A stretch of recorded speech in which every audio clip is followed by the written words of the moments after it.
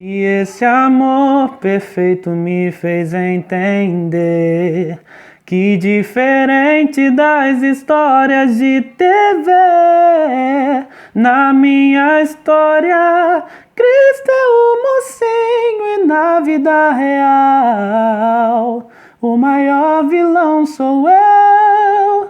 Ganhar o mundo e perder a mim, estar no caminho e não chegar ao fim. Na minha luta do meu eu contra mim mesmo, os meus gigantes são os meus próprios desejos, e o que sai contamina mais do que entrou. Só Deus sabe o perigo de um homem sem amor. Olhar para a cruz é como olhar para o espelho.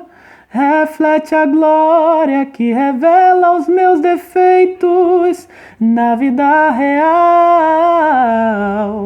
o maior vilão sou eu. Na vida real, o maior vilão sou eu.